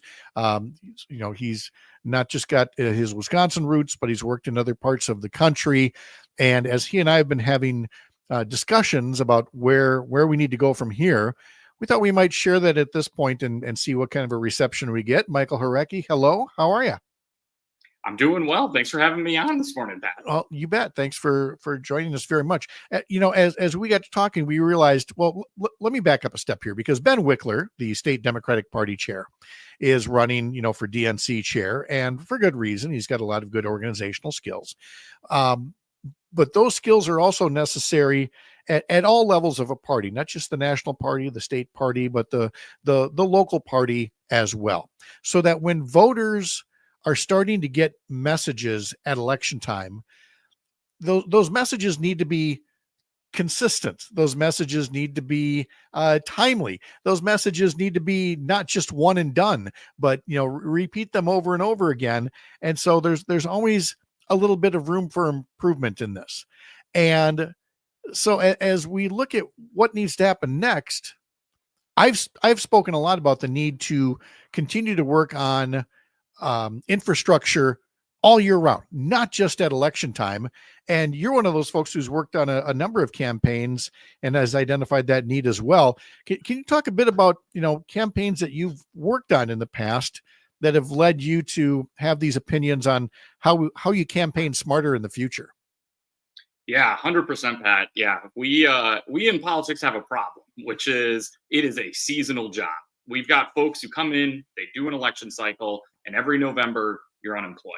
And that's a tough job to have, to every 2 years feel like you're looking for your next gig. And so we need to, as Democratic operatives, as Democratic strategists, be able to provide some stability to folks who are doing this type of campaign work. It's the only way we're going to retain people, retain their skills, retain their knowledge, cycle to cycle. And so one of the things that I'm really excited about and really passionate about talking about right now is the ability to come up with a different way to think about how we provide stability and training for those folks who are working these types of races. It's such an unusual thing. And I saw it firsthand when I ran for the legislature in 2006, when, I talked to folks at the state party and they said, well, because you're going to be one of the high profile races, we will assign you a campaign manager. And I thought, I'm going to get like a James Carville type in here.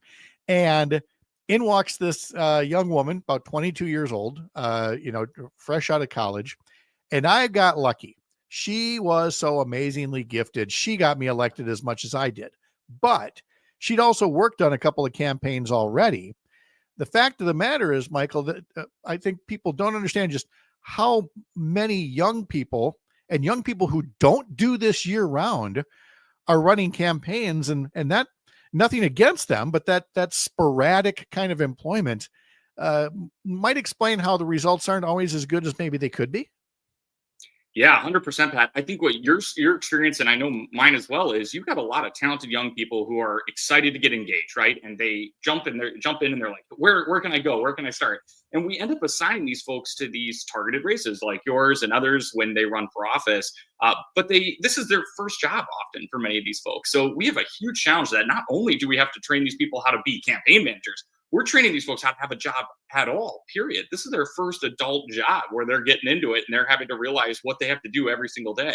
On top of that, being a campaign manager is a really hard job. You got to be a strategist. You got to be a project manager. You got to build relationships in communities that maybe you've never even worked in before. That's a tough skill set. And we're asking our young people, these passionate young people who are excited to get engaged, to do that with very minimal training and mentorship. Because unlike a normal job, the candidate you're working for, they often weren't a campaign manager before, right? Like in most business settings, right? The person who is your boss did the job before you, and they could train you up on how to do that. We don't have that luxury in campaigns. So we've got to come up with a new system that looks very different than anything else that exists to find a way to mentor and train these young people when they're coming in, because they don't have those skills.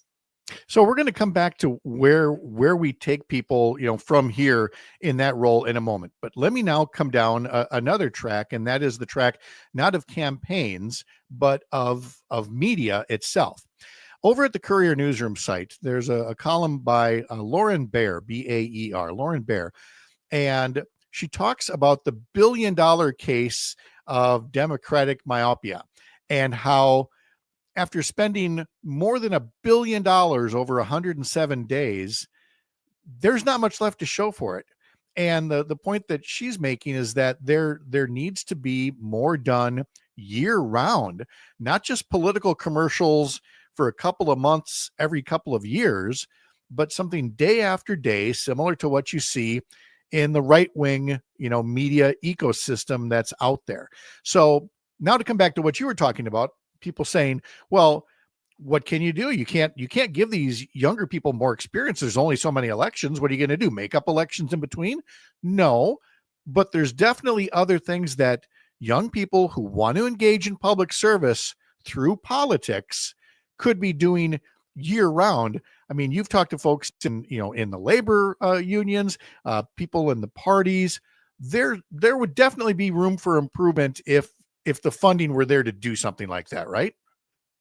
100%. Yeah, Pat. I think the funding is such an important piece of this, because it is critical to make sure that we're providing stability as well to these operatives, right? We got to be able to put them in an environment where they can practice and train their craft month over month in different settings, right? They can do it with labor unions, they can do it with third-party interest groups, they can do it in messaging and communication firms around the state, and then they can do it on campaigns. And we can create an ecosystem to do that, where we can then train and retain these people. But to do it, we have to have the resources. And I think what Lauren hit the nail on the head on in her piece is, right now, we are investing so much in short-term strategies, right? Like, we are investing in TV commercials, digital ads, radio, literature pieces, things that end after the cycle, and there's no staying power there. And there can be, for example, she lists that you can have things like funding year-round voter registration. There's no reason voter registration just has to happen for the couple of weeks before the election.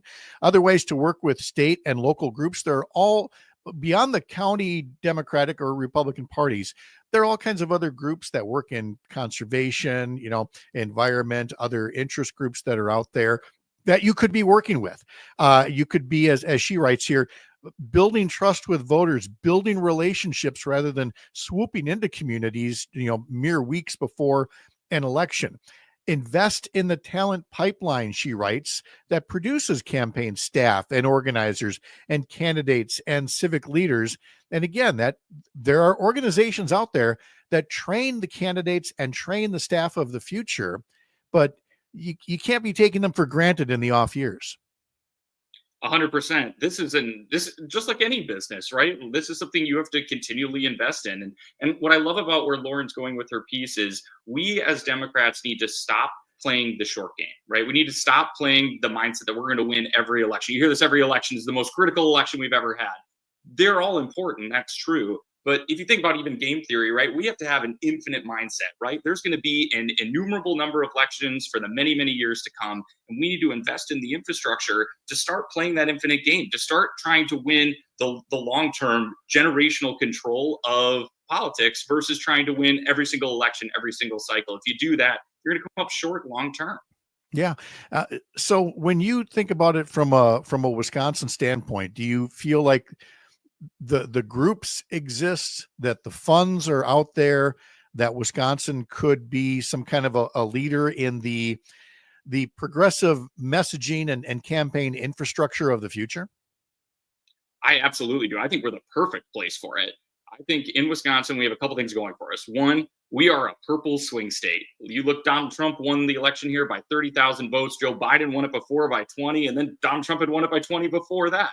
It's been incredibly close. So this is the perfect place to trial a program to see if we can just move the needle just a little bit, because that's all we really need here to have victory. And we know that millions and millions and millions of dollars are being spent here every single election cycle. A lot of it, though, is not going towards that long-term vision, right? In investment in the infrastructure, right? It's TV commercials and all those things that annoy the crap out of everybody on the television. So we have an opportunity here, I think, uniquely to trial something that, if it works, could be a model that could be applied across swing states nationally to show how we can do a better job building and retaining our talent pipeline. And keeping more of that talent here, because as you've noted in the past, campaign operatives are transient.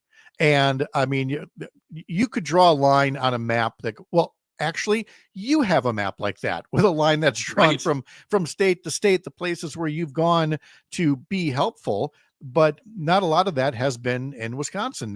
Talk about your own path. Yeah, I mean, I'm from Wisconsin, grew up in Eau Claire, but my political path took me to Iowa, where I did my first state house race. I ended up in Michigan doing local political work at city council level. I ended up doing a congressional race in West Michigan because that's where the job was, and then ended up out in D.C. Working at a communications firm out there. I floated all over the country, and where I would really want to be is here in Wisconsin. But if the jobs aren't there, if the stability isn't there, you're not able to stay in. And that wasn't true for me. And so coming back now to Wisconsin, as I travel around the state, just see all these talented young people who are invested in our communities, who want to be here, who want to be doing the work. We just don't have a place for them to go. I mean, the amount of calls I'm getting right now, Pat, on my phone from all of these operatives who are unemployed and are saying, I'm trying to find a place to stay. I want to be here in Wisconsin. I want to do the work. Do you know how I can get involved in the next race? Do you know where I can go until I can get on the next state Senate campaign or the next state assembly race? Because I got to find something for the next 6 months or 9 months or 12 months. It's a ton. I'm getting all of these calls, and I feel terrible because there's right now not a home for these folks. But we can build that. We can be the state that shows the way forward. Yeah, and in doing so, again, keeping that homegrown talent here, or even attracting talent from other states that see what we're doing here. All right, so to sum this up, people are hearing this and saying, okay, well, what do you want me to do about it?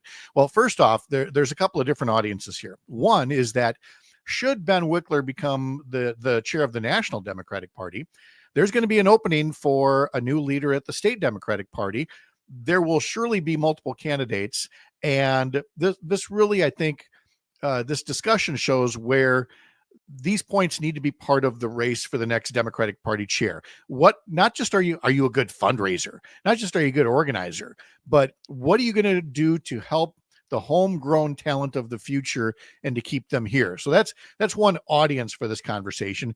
The other audience, frankly, is for people who do write, little checks during campaign season to a candidate or maybe to a state party or a national group.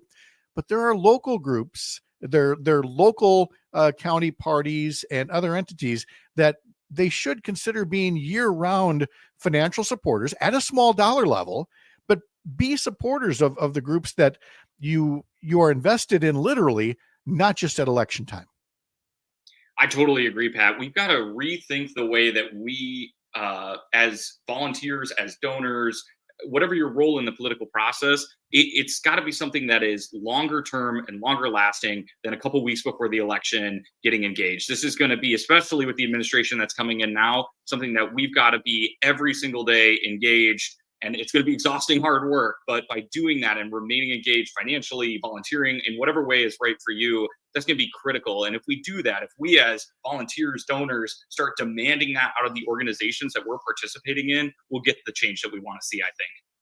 Well, Michael Horecki, thank you very much. I know there was a lot of inside baseball for some of the listeners out there, but I hope you got one of two things. Either you're already following something like this and you were happy to hear a little bit more about people trying to stay active in growing the progressive network infrastructure out there. Or if you're not interested in this at all, you at least enjoyed listening to us pull the curtain back a little bit and talk about the people behind the scenes who make all these campaigns happen. Michael, thank you again for your time. We'll continue to follow the issue, and we'll get you back on to put on more of a general political analyst hat again with us real soon. Thanks for having me on, Pat. Appreciate you. You bet. Thanks, Michael. When we come back, we'll start to wrap up our conversation for this Monday morning. This is Up North News Radio from Lake Wissota on the Civic Media Radio Network.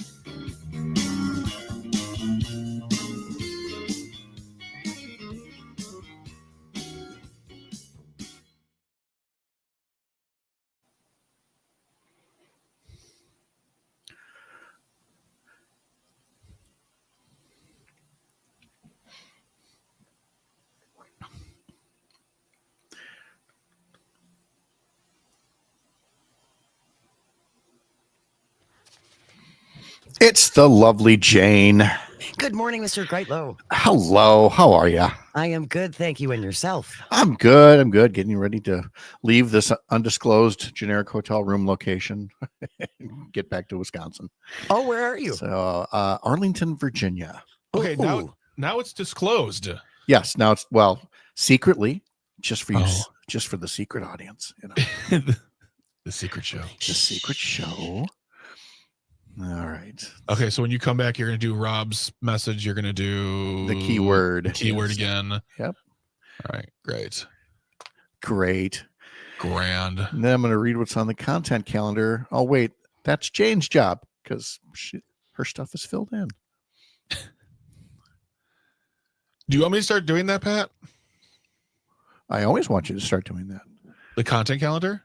Well, no. I mean, when I never leave enough time, but when I say Greg is back in 2 hours, that's where you can just say yes with such and such if you want. Oh no, I'm talking about your content calendar. For no, that's supposed to be that's supposed to be me. Oh, I'm trying. All right, I'm trying. Occasionally, I actually plan ahead on this fine program. Okay. All right. 25 seconds. 25. See you in a bit. Okay. Bye.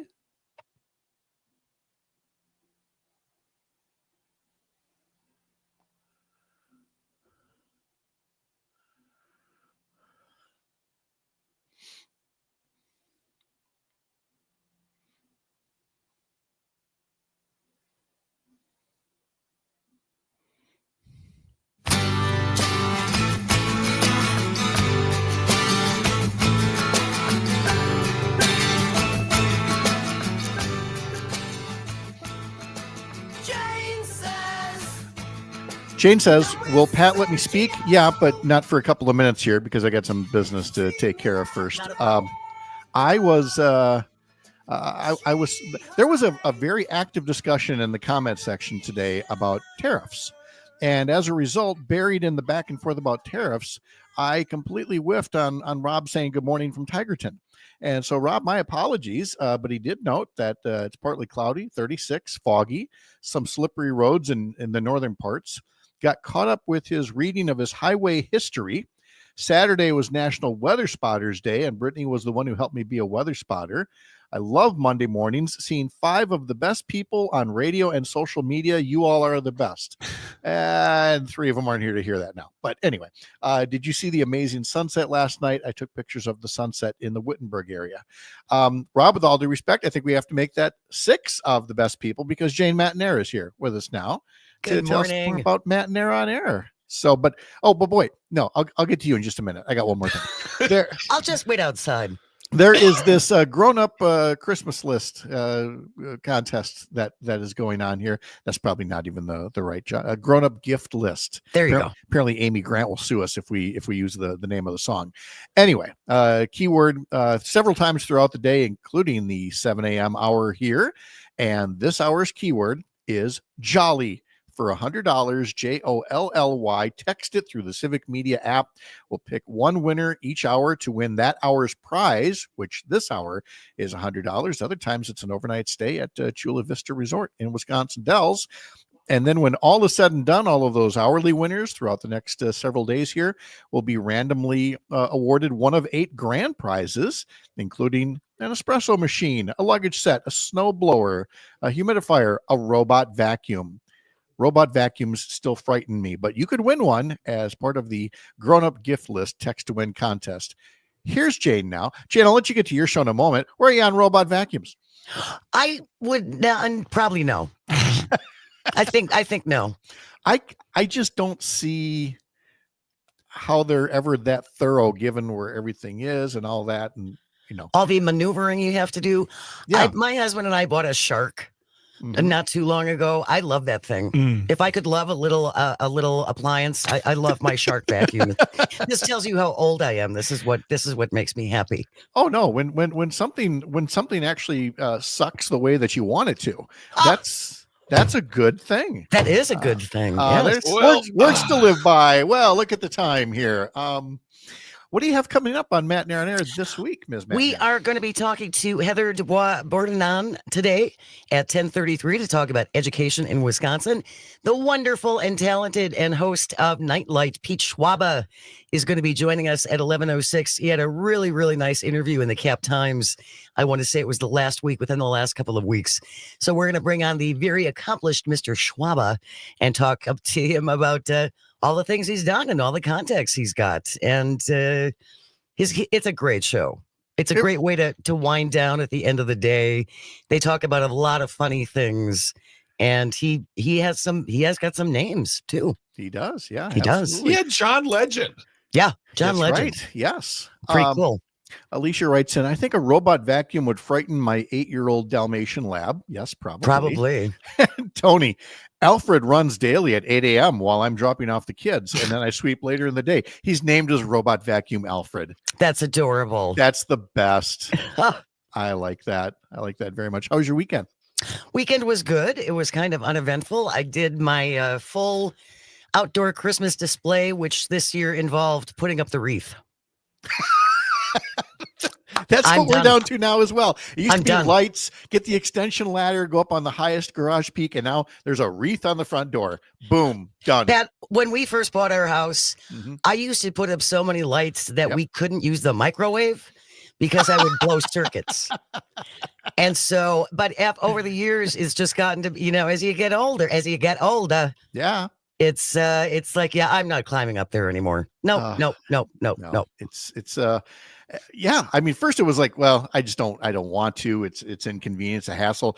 And then you get to a point where it's like, no, I legit could fall. And that would not be fun. One of my favorite sightings, by the way, speaking of Christmas lights on my drive down here, and I told Greg about this last week, somebody took the time, Pat, to go up to the second level and do the entire gutters on the second floor, and then either apparently just got tired and then dropped the string all the way down from the roof to a bush.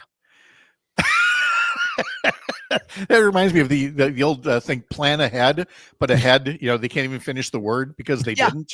It's here's my lights and I'm done. Yeah, that's enough. I'm just throwing it down there and we'll pretend it connects to something.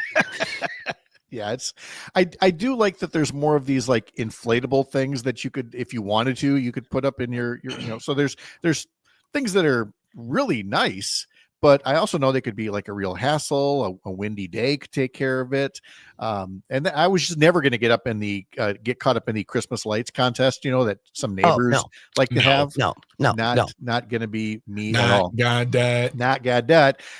Tomorrow morning on our program, children's author Laura Bird will be here with some holiday gift recommendations, not just for the young book readers on your list, but for grownups as well.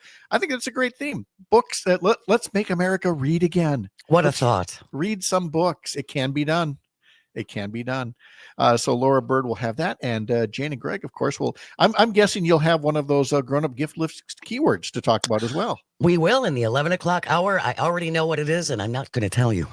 Oh, is this? Is this going to be a you and Todd thing again? I know. I surrender. I surrender to the great and almighty Bach. Because he's it's on now. He won't let you. He's beaten us twice. He's beaten us twice. I give. Was it over when the Germans bombed Pearl Harbor? I mean, come on. Did the Germans bomb Pearl Harbor? Forget it. Let him go. He's on a roll. Okay. Animal House, always the best. Greg and Jane, thank you. We'll see you in a couple hours. Thanks, Matt. All right. And thanks to all of you for being here for Up North News Radio here in Arlington, Virginia. Looking forward to getting back to Wisconsin and saying hi to you tomorrow morning at 6 a.m. from Chippewa Falls. We'll see you up north. Have a great day.